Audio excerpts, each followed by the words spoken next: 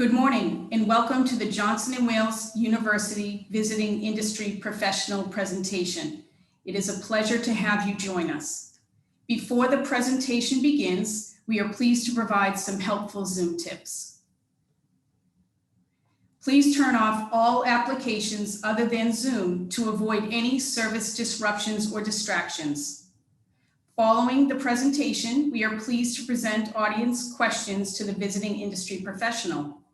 We ask audience members to submit questions via the Q&A feature located within your Zoom toolbar. Please feel free to start submitting questions during the presentation. Please note that this webinar is being recorded. It is now my pleasure to introduce our Provost, Dr. Billy O'Clair.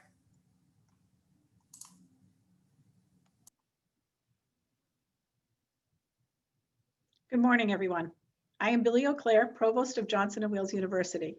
It is my honor to welcome you to our second annual Visiting Industry Professional Speaker Program. The academic community has been planning this program for nearly a year, and despite this year's unwelcome guest of COVID-19, the program has remained on schedule. A slight adjustment's been made for the Providence campus, which, like our other campuses, has gone virtual for today's event, rather than attending in person at Schneider Auditorium. Today, we are indeed one JWU.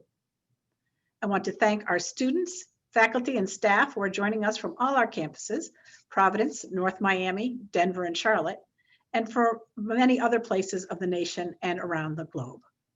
Never before in our university's 106-year history have we experienced such rapid transitions as we have in 2020. It's wonderful to be together today, albeit virtually. In the spirit of #InThisTogether, JWU, I commend all of you for meeting these challenges the Wildcat way. The 4 tenets that characterize what it means to be a Wildcat and have certainly been put to the test this year: pride, courage, character, and community. I say the Wildcat way wins. Kudos to everyone for such grit. The Visiting Industry Professional Speaker Series, or VIP, is now in its second year. Last year, we welcomed Cindy Bigelow, the 3rd generation president and CEO of family-owned Bigelow Tea, as our inaugural speaker. The VIP series evolved from discussions among the university's academic leadership as we were determining how to enhance our student-centered programming to reach broader audiences. These conversations were part of the thoughtful reflection that occurred in the development of our 5-year strategic plan, Focus 2022. It was during this process of formulating this bold and ambitious strategic plan that the university embraced the development of an interdisciplinary curriculum that will allow students to explore and navigate careers in a variety of industries and professions. To support this, the VIP series was designed to bring industry professionals to our campus who share our mission, our quest for innovation, and our entrepreneurial spirit. The VIP series allows JWU students, faculty, alumni, and staff from across all disciplines and departments to explore the many facets of industry relevant to our academic programs. We do this by learning about the experiences and receiving advice from one well-versed, highly accomplished professional. To introduce our VIP speaker today, I would like to invite to the screen Sherry Young, Dean of Experiential Education and Career Services. Sherry?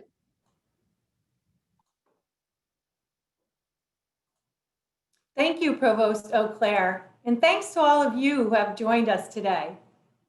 I have gotten to know our speaker very well since she accepted the nomination from our College of Arts and Sciences last February, and I can tell you, you're in for a real treat.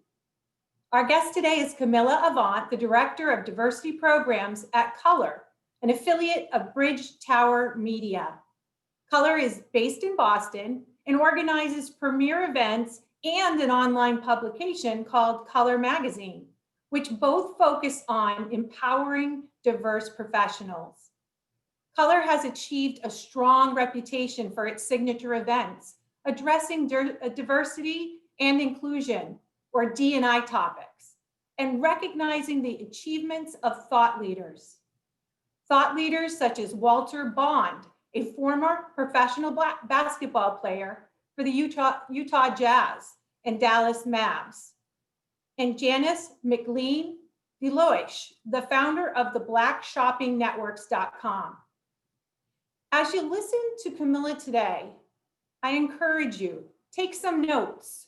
Use this experience to explore what stands out to you. Talk to each other about D&I issues.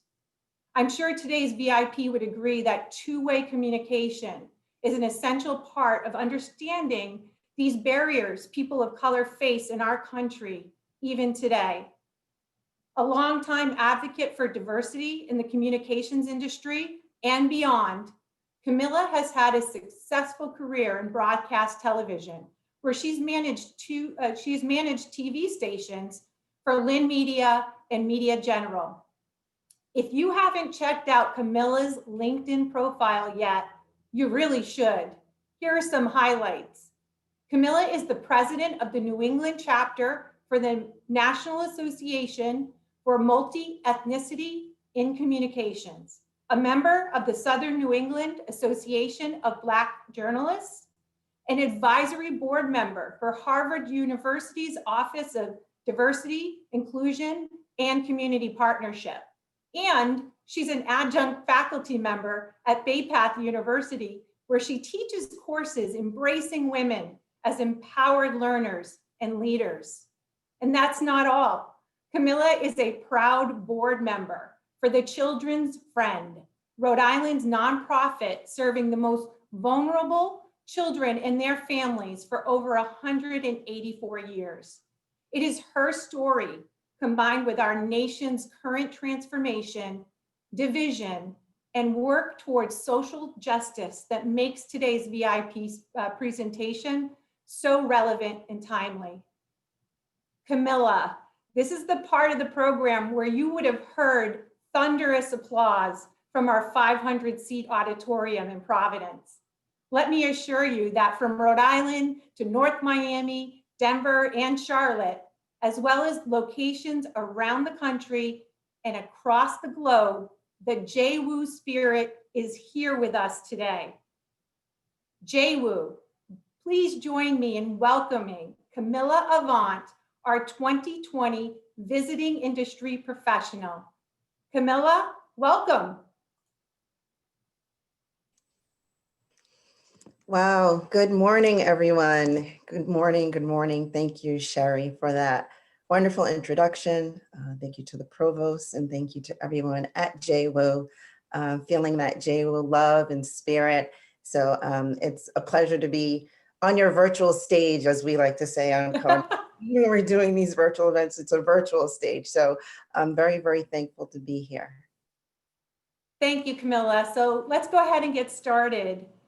Can you begin by telling us more about the organization you work for, and what do you do there? Yeah, well, Color is a national diversity inclusion online and event-based publication. As you mentioned, we celebrate America's diverse workforce, and we work to empower communities.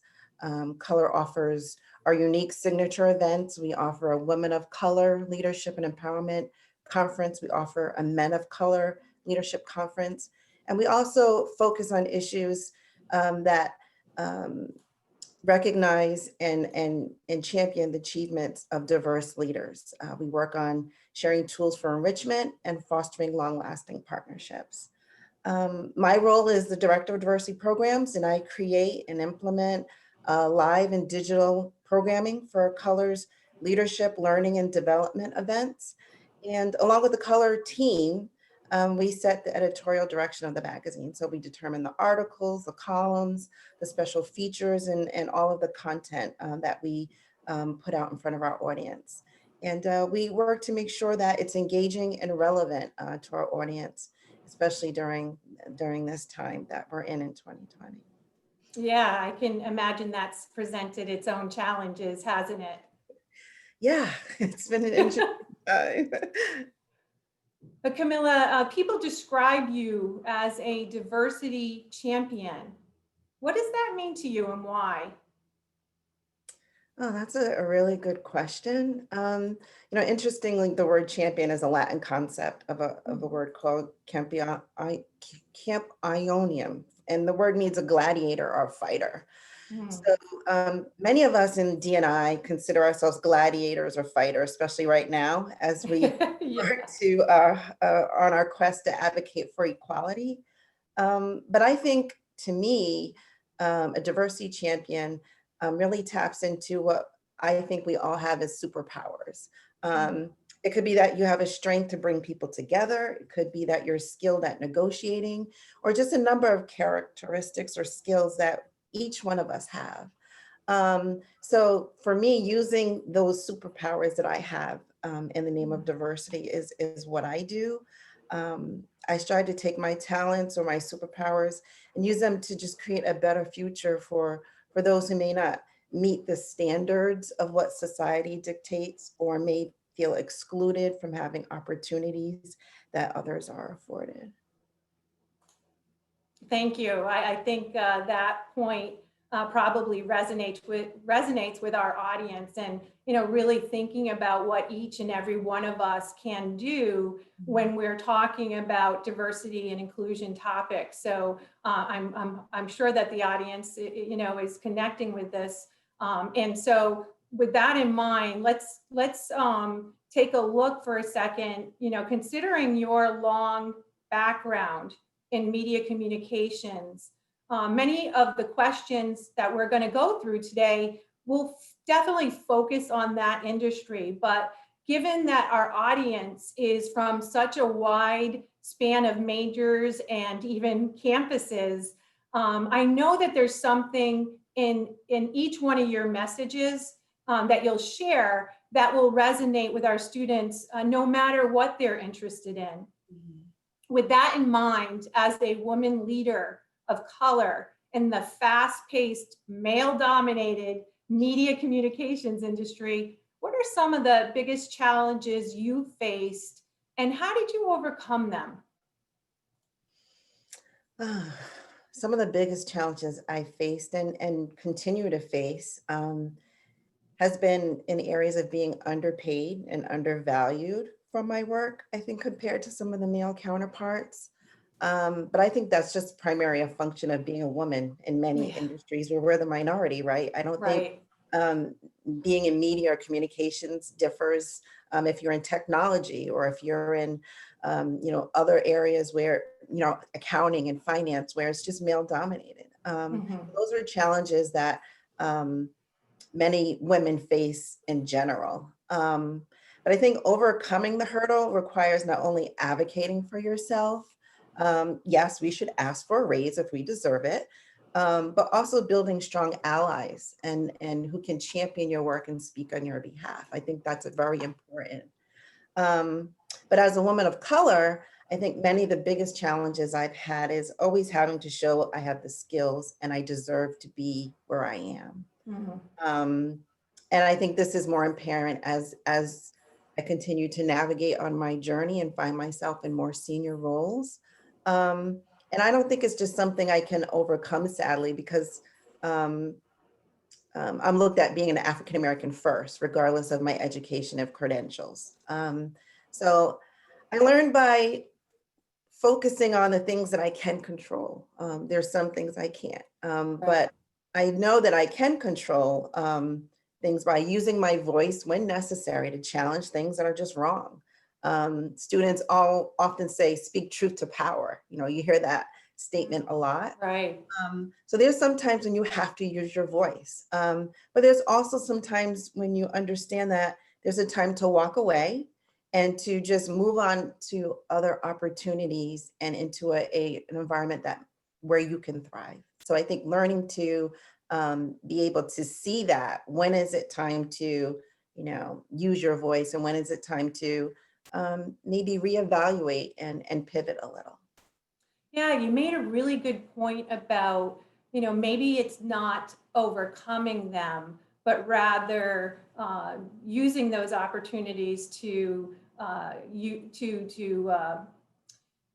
emphasize and kind of focus on the skills that you do have, like using your voice, or contemplating whether it's time to shift gears and take a different path or use a different strategies. Could you share just a little bit about when does that voice come into your mind? Like, when do you know, and what does that look like when you're like, you know what, I've got to pivot here?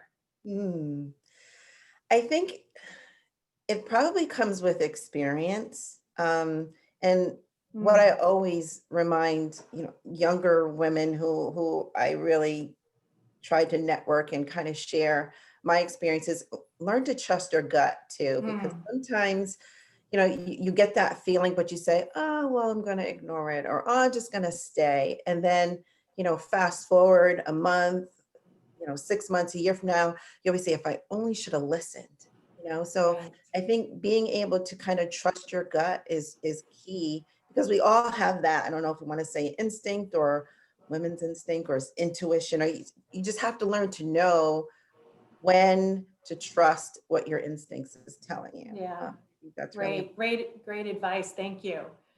Speaking of advice, what advice do you have for students on how to differentiate themselves? And we hear of leading with authenticities. What does that mean? What does leading with authenticity actually mean? I already mentioned about, the superpowers or talents that I believe we all have. But, and as you read, a little bit about my bio, I always go back to being a mom first. And Yes. I have two sons, two college-age sons, 19 and 21. They're not wildcats, but they're here locally. So, I have to say hello to our sister school, URI down there. Right. But most important, I give my advice to my college sons. And first is just to know who you are and connect to your values. And then I always tell them, try to find someone you can observe or connect with that may not be your parents, because, we all kind of gravitate towards certain people that we think are good leaders. So someone you believe is genuine and that you think is an authentic leader. And if you see there's traits or something that you really admire about that person, how can you bring that trait into your own personal leadership style? And I think a lot of young people, as they are, moving through their journey at Johnson & Wales or any university, you're really looking to, through those formative years, show people, who am I? What do I bring to the table? And start to formulate what your leadership style is. And I think most importantly, I would give advice to students to just challenge yourself to grow. Great leaders learn and adapt and evolve. And this is a time of change. And it's okay to kind of, see yourself changing your perspectives and having a wider view. That's part of being authentic and carving out your voice. So. Thank you for that. That was really interesting. And it reminded me, as you were speaking, of the value of finding mentors, even this early through college years, find a mentor that you look up to, that you can emulate and learn from and bounce ideas off of. And, I think the value of mentorship can never be overstated. Absolutely. Next, we're going to talk about, well, we have a lot of young women in the audience today. And what would you, as a woman leader of color, share with the young women in our audience who are entering the media communications field, or for that matter, any field? Well, actually, Shari, you just said it. I would definitely tell them to find a mentor. And there are so many ways to do that. There's formalized mentorship programs. There's more informal ways. Or if there's someone that you just admire, just ask them. Most times, if you ask someone, one, it's an honor because they feel like, wow, you really value me that much that you, right. And most of the time, if they're not really, really busy, they'll be interested in learning more and talking to you, even if it's connecting over coffee. Some of them will offer to review your resume or share some of their personal journey or insight.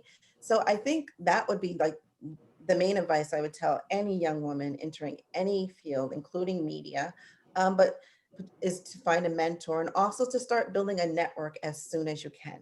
You mentioned LinkedIn, Yeah. and that's something that as an adjunct in some of the courses I've taught is, we teach students how to have a good LinkedIn profile. So you're building that while you're in college, and then soon as you're ready to start looking for jobs, you put that on your resume. You start building that network within LinkedIn, because now we can't really be in person, so it's even more valuable. Yeah, So absolutely. LinkedIn is a great way also to, I would suggest for women in the communication space or anyone looking to get themselves in any kind of field, and just start also joining professional organizations. Those lead up to many mentorship opportunities, and NAMIC is one of those organizations that has mentorship programs as well. So. Yeah, needless to say, that is certainly great advice for the young men in our audience today. As I said in the beginning, there's something for everybody here. So, considering the value of mentorship, LinkedIn is a phenomenal tool, as both Camilla and I have pointed out. It's a great resource for our students in connecting with industry professionals, and the sweet spot is connecting with industry professionals who are also alum of our university. So, that's definitely a takeaway that I hope that our students seize upon and really begin that outreach to the industry that they want to be in and get some of that great mentorship that's out there. So let's switch gears a little bit, and I'm hoping that you can talk to us about some of the biggest barriers that you see people in marginalized groups facing when they're gaining access to positions in the MediaCom industry, or again, as I keep saying, any industry. And what are the best practices you would suggest to our students today to affect change? Yeah, that's a big question. I think some of the biggest barriers are barriers of entry is in areas of education, training, and opportunity. And it's not always necessary to have a college degree. However, I'm a strong advocate of it. But there are other formalized trainings as well, like technical training and hands-on job experience. But I think the key thing here is opportunity. Many marginalized groups are not in the position to get access to those opportunities. There's areas of a lot of students have of internships and co-ops and apprenticeships and job shadowing. And those offer gateways to get connections to help lead you to roles in communications and media, or in any industry as well. And one thing I always remind people that, especially in communications and media, it's still a business based on who can open doors for you. And it goes back to that network, right? If you make a connection with someone and all of a sudden, maybe that person is a mid-level or a senior level person, they said, hey, by the way, our company has some internship opportunities. Let me connect you with someone who's in charge of that program. Right. So again, if you don't have that gateway or that connection into getting that opportunity, I think that's been the biggest hurdle that some marginalized groups face. And to go on your second question about what best practices I would suggest to students to make a change, once you start to get yourself in a position of, maybe you're moving to your senior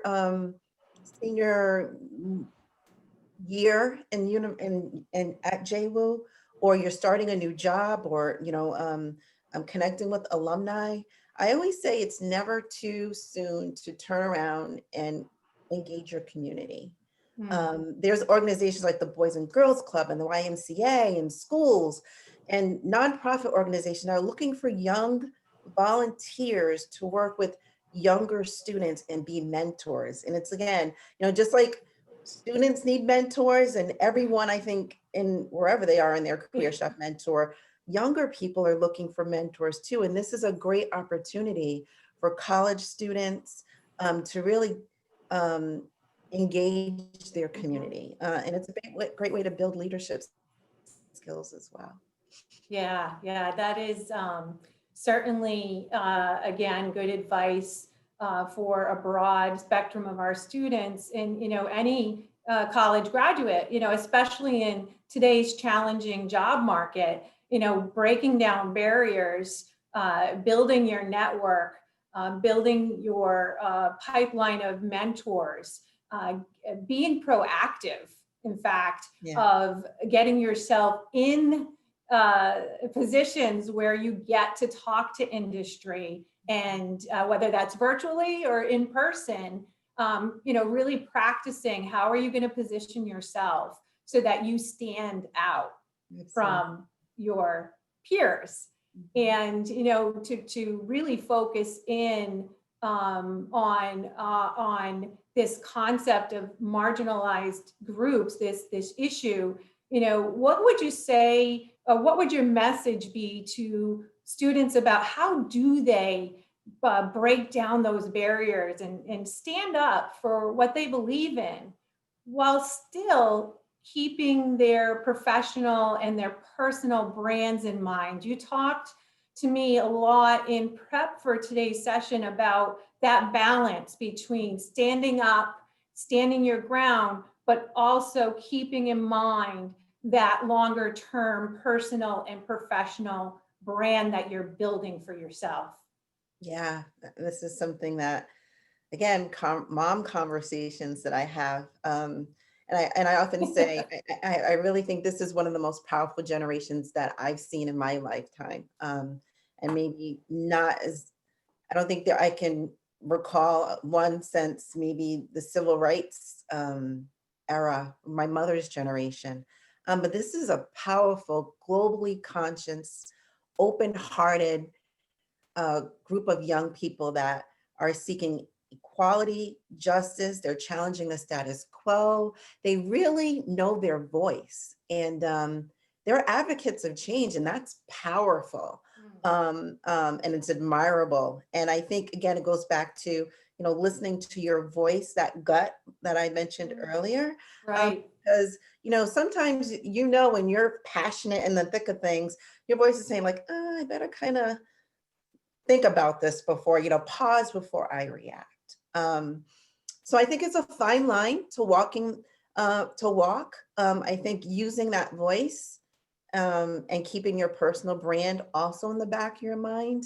And I always, again, remind my sons that social media is powerful. It's also permanent. Right. So, Right. and remind them that many colleges and universities, if you want to go to graduate school or employers, they're going to look at your social media accounts to gauge your character. I know shortly after George Floyd's murder, my oldest son, who's a senior now, he was just so passionate and just full of all these ranges of emotions. And as a parent, I told him, I said, I understand, this is an enormous issue. And I said, but you have to be mindful that your generation can't protest every day. Change takes a multi-pronged approach. It includes voting, it includes taking all that passion, that anger, that outrage, all those things that you're feeling, and channel it in other ways. Take that action, take that energy to take action, get involved in organizations, politics. If you don't think anything out there that works, agrees with your views, create your own organization or, a club, or just channel that in a way that, it can really be proactive and make a difference. And he actually just did that. He collaborated with a couple of college students and one of his university professors, and they created an organization called the Diversity Think Tank. Wow. Down at URI, and they're working to train students to become racial equity and diversity policy experts and change agents. So, actually one time I thought that he listened to me because Your kids don't, but I really think, it's a fine line, but you can do it in a way that makes a change, but also, is considerate of, okay, what this too will change, right? We all know that this is temporary. So be mindful, okay, what is going to happen a month from now, a year from now when I graduate, when I start school? So just, trying to find that balance, which is, it's hard, but, I think it can be done. So, yeah. Yeah, it's a great point. It certainly is an emotional conversation, and really curbing the emotions and funneling them through something that you can feel strong pride in, and have and it will have sustainability. Connecting that to how you present yourself, and the opening doors and breaking down barriers as you progress towards graduation and into a full-time position after college. I think that, that's a really powerful message that you're giving us, Camilla, because it is so hard to balance those two things. Even as adults and, seasoned adults, we struggle with it. So for students, it's hard. Yeah, absolutely.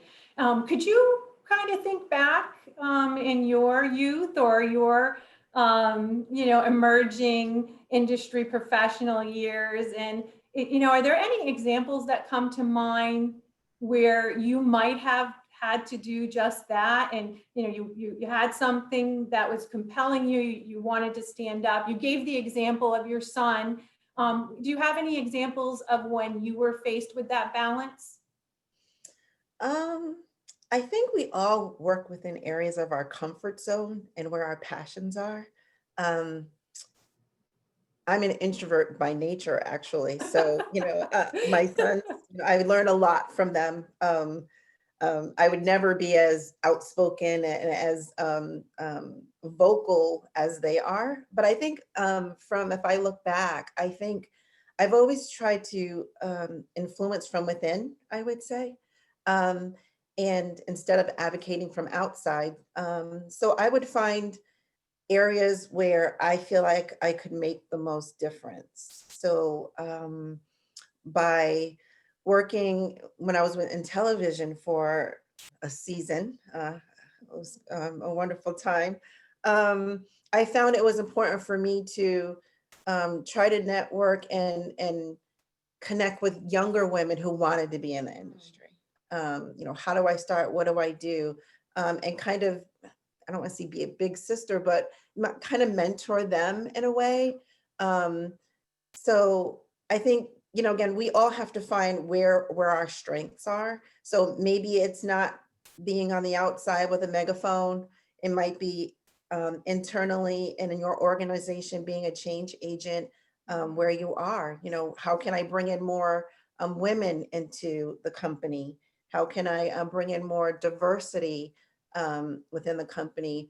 Is there something that I can identify that can make a change? Like, do I see some issues with promotions or recruiting? So I think we all can address some of these issues, but from our own areas of comfort and expertise. Excellent. Thank you so much. I think you mentioned earlier the value of joining professional organizations in a student's exploration of building that network. And so I wanted to talk with you more about the organization for which you are the New England chapter president. That's NAMIC. It stands for the National Association for Multi-ethnicity and Communications. And can you tell our students more about that organization and what value it brings, and how, what you're doing, what's your role in that professional community? Sure, yeah, it's such a long name, so just NAMIC. Yes, NAMIC has been around for a while. It was founded in 1980. It's a media trade nonprofit organization, and its mission is to educate, advocate, and empower for multi-ethnic diversity in the communications industry. So when we say communications, that's just a huge umbrella. Yeah. We have people who are in media, who are entertainment, who are in academia, who are in now digital, because digital is so prevalent Yeah.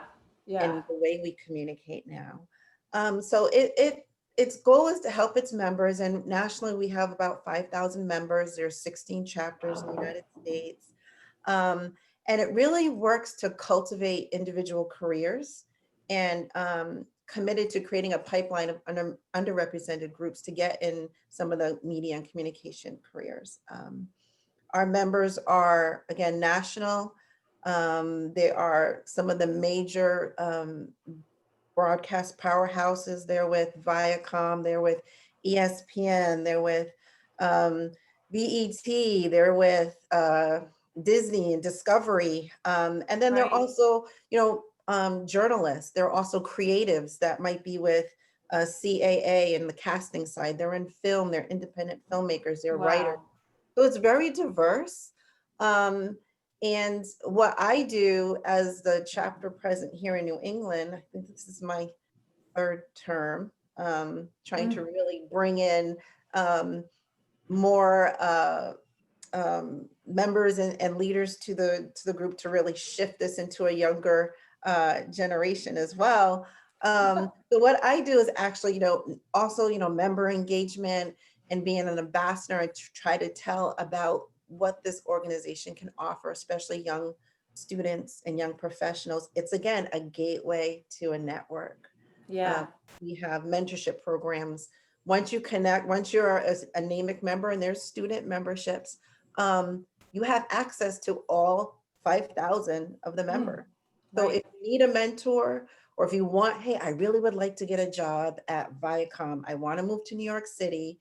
Well, who can I reach out to who's in New York City, who works at Viacom? And we're like a family. I talk to my sister chapter presidents at Comcast in Atlanta with the Weather Channel, CNN. And it's just like, we're a family. And because our mission is so clear, if someone joins and if they want to relocate, they want to find a new job opportunity, we have a job board, we have all these things. That's what that network is for. Your network is only as good as you use it. So that's one of the, I'm a big NAMIC advocate, and find out more, www.namic.com. Excellent, excellent. Yeah, I think I think that you'll find that there are many students listening to us today that are going to want to know more about NAMIC and how to get involved. And last year, when you and I first connected through Professor Westgate, we worked to get a couple of JWU students student memberships from NAMIC, and there were all kinds of great plans ahead. And of course, we all know how quickly that became a challenge. And I know your commitment and our commitment is to keep JWU students involved with your organization, and it's really important message. So we'll be happy to share information with our students on how they can get involved after today. I'm going to switch back to a bit more serious topic and focusing on the power of the NAMIC network. And could you share with us how the organization has looked at and how it has been impacted by the Black Lives Matters movement? I think the Black Lives Matter movement has impacted most, if not all, businesses and organizations in some way, not just NAMIC. I think NAMIC is no different. The organization's mission is aligned with advocating for diversity and the senseless tragedy of George Floyd and Ahmaud Arbery and Sandra Bland and Breonna Taylor and Trayvon Martin and so many other names that I'm just exhausted to keep saying. It just reinforces the need for equity in our communities and our workplaces. The movement really, I want to say, reaffirms NAMIC's mission and further strengthens our resolve and determination to keep pressing forward. We continue to work and to develop and nurture diverse leaders who can change our world and make it a better place for all citizens. We have done a lot in the 40 years that NAMIC's been around, but I think it's more important now than ever, that we really partner and use our voice to really address the issues that we're facing, and bring together those voices to make a difference. Fantastic. Yeah, I spent some time, of course, in preparing to get to know NAMIC's mission and going through the website and the Facebook page, and the numerous examples of topics related to what really is important now, and that connection to voices in, voices of this movement, and how NAMIC really tackles it, but also keeps in mind that sustainable longer term path to making change and keeping it alive. So thank you so much for that deeper look at that organization. I do believe it's got a lot of value to our students today. And I do want to give our students a heads up that we're about to wrap up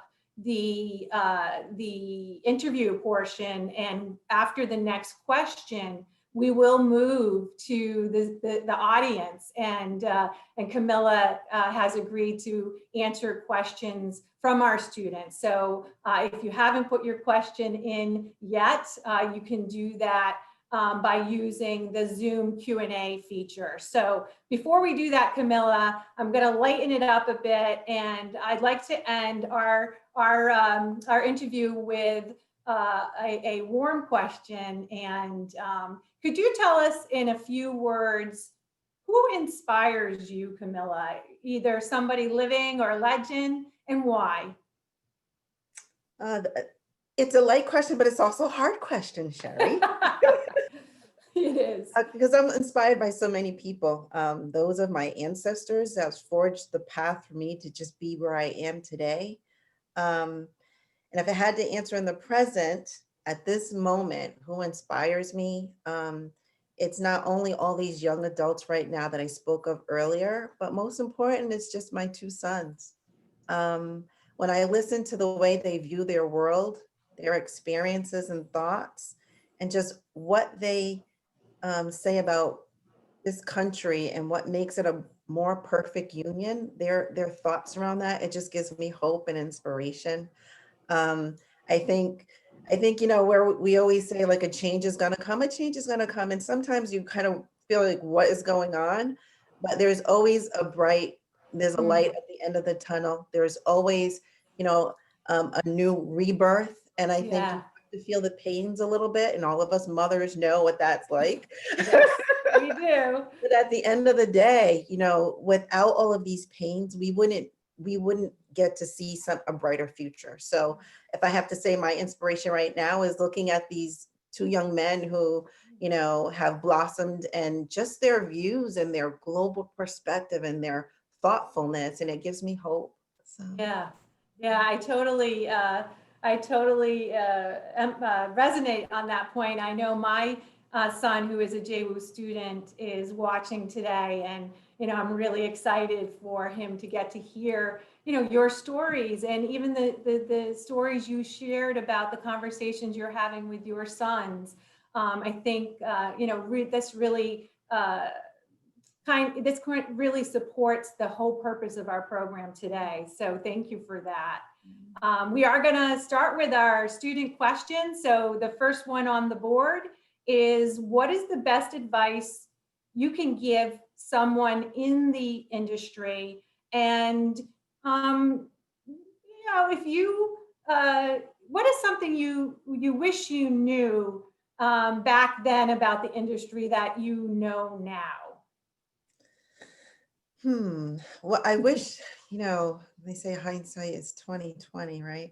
I think I Yes, wish I would have exactly. known how hard it would be. I think, sometimes we go in with all these aspirations and just think if I only just put my head down, do a great job, people will recognize what I do. And sometimes that's not the case. And again, it goes back to what I say of finding your voice, because sometimes Mm, we can do great work mm, and you can, and oh, someone will see my talent. I just keep working hard. Someone will see, how I'm working extra hours or how much, I've committed to the project. And then you don't get that person noticing and then how that makes you feel. So I mm, think looking back, I would say, if I knew now, I probably would have started advocating for myself a little sooner, mm, you mm. know? Good point. Excellent. So the next question looks to be from a JWU staff member or faculty, and it's quite interesting. The question is, JWU employees are student-centered. It's something that really is a pillar of our community here. We take a lot of pride in being student-centered. So someone is asking if you can give faculty and staff two very tangible ways in which we can genuinely support our minority students in particular. I think two tangible ways. One would be make sure that they feel like they're in an environment where they belong and that they're comfortable. I think a lot of times students, especially if there's few minorities in a class, feel like they tend to kind of take a step back and be reserved. So I'm all about that feeling of belonging and Mm, that feeling of community, right? So they feel like they're in an environment where they can thrive, they can learn, and they also feel like they can be, again, their authentic self. yeah. Um, and the other one is to also expose the entire class to um, you know, things that may be out a little bit, I don't want to say outside the curriculum, but sometimes the outside affects the inside, right? Mm, Especially, everything we've been going through with COVID and right, social unrest. Sometimes if you don't address those, it become the elephant in the room. Your students right. are distracted, they're detached, they might have their own internal issues. And sometimes you have to address those things. Great. That's some great advice. Thank you for that.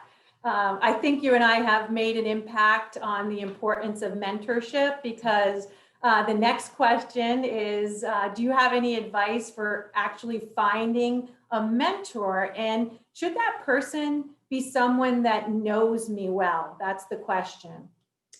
That's a great question. And it doesn't always have to be someone who knows you. I think sometimes it's better to have someone who doesn't know you. And sometimes it's okay to have someone who's not a female if you're a female, so the opposite gender. Yeah. Um, um, I think, sometimes that outside perspective of someone who has no clue who you are, it's more valuable because they're giving you an honest opinion. And how to find them, again, there's so many ways that you can, and again, even if you start your LinkedIn and you say, like, oh, I really, Right. people that you want to connect with, just send them a request and don't just click, I want to connect with you. Put something in I'm Hmm. a student at Johnson and Wales. I'm getting ready to graduate. I saw your LinkedIn profile. I really want to pursue a career in production. Would you be available to talk to me? Right. It can be simple as that. So, don't be afraid to reach out. I think that's Hmm. the biggest thing. If you know someone that maybe your parents knows or a faculty member, don't be afraid to reach out. Again, use Yeah. your voice. Yeah. I actually totally agree with you about faculty members. And one of the other wonderful elements of a JWU education is that our faculty come with industry experience. They've been out of the classroom. They have rolled their sleeves up, and they have been managers and professionals and a variety of fields. So when our students are thinking about finding a mentor, I think someone that knows them quite well could be a linchpin or an advocate in helping them to connect with an industry professional. So students, look to your faculty for some help with this. Absolutely. So I love the next question. Camilla, how can I connect with you? I would love to connect with you and possibly get your advice on future jobs or internships. So what do you say, Camilla? Absolutely. Again, LinkedIn, I'm a LinkedIn guru. I use LinkedIn like this generation uses Instagram or TikTok or whatever. I don't even know how to use TikTok. So, but definitely you can reach out to me through LinkedIn. Color does offer student internships programs, especially hopefully when we come on the other side of COVID. We can get students back into Boston at our headquarters. So definitely reach out to me. I'm happy to be a resource if there's anything that I could help you with, or again, use my network to connect you with someone else. If there's someone that you see is in my network that you want to connect with, I'm happy to be a conduit for that. So great. Yeah, excellent. Thank you so much. I have a question here from one of our graduates who will be finishing up this spring in 2021. And the student asks if you can speak to the state of the communications industry in the midst of the COVID-19 pandemic. And the students' plight is they're trying to decide, between going to grad school or to begin job hunting. that's a great question. I think right now, some of the hot jobs with COVID, and I think it's going to just be sustainable for a long time, is anything digital. If you're looking for a job in the communication space, digital media, digital marketing, social media marketing, event planning all of a sudden has been turned on its head, and so many events now are all virtual. So yeah, there's if you're looking in the market, I think COVID is challenged some way the job market, but also opened a lot more opportunities. People are watching television more on demand. Creative content's needed. So if you're creative, you could write a script, or you have a concept for some new show. I mean, Netflix, all of them are looking for content. So that's the gateway, I think, from the job opportunities. I think, evaluating going back to school, I think, that might take a little bit more thought, especially with colleges and universities trying to grapple with, hybrids or continuing online. But I don't want to dissuade anyone for pursuing more education. I'm a life learner. So I think that's important too. So don't rule out anything, keep everything open. I think, Sherry, did I lose you? Oh, no, you're back. Yeah, was it me who got bumped out? I was like, oh, some technology. And with technology too. So don't forget the technology jobs. Of course, that had to happen, right? I mean, no doubt. It sounds like everyone, all the panelists that were in your green room with you got bumped out, but we're all back on now. You can hear me, right? Yes, I can. You're good. All right. So what I was saying, and I'm not sure if anybody heard me, is that we have so many questions. We're not going to have time to get to, unfortunately, any more of them. We're almost at the close of our program. And I know that you and I have talked about, we will consolidate those questions, and you have offered to answer them. So students who have asked, please know that you will get a reply back. It will take some time, but that's what we're going to do. Just want to thank our students for sharing the questions that they did, and certainly thank you, Camilla, for your thoughtful and genuine perspectives. I think it is so valuable that our students got to meet and hear from you. And at this point, I'm going to turn the program back to Provost Billy O'Clair. Back to you, Billy. Thank you, Sherry. Thank you so much, Sherry. Hello, Provost Billy. Yeah, hi. Camilla, as an educator for over 30 years, I am truly inspired by what you have shared with our students today. What a great opportunity for them to be able to hear you. I know they value what you've discussed. It's on their behalf that I am pleased to present you with a token of our appreciation and a certificate of recognition of your outstanding commitment and contribution to industry excellence. Thank So you hang so on much. 1 second and you will see that. Okay. Thank you so much. So we will be sure to get that to you. But we're, Wildcats. Thank you, JWU. Camilla, Johnson & Wales looks forward to having you join several classes at the Providence campus next month. Sherry, along with Dr. Chris Westgate, professor and co-director of the Media and Communication Studies program in our College of Arts and Sciences, are making those arrangements with you. And I know you're already set up to do that.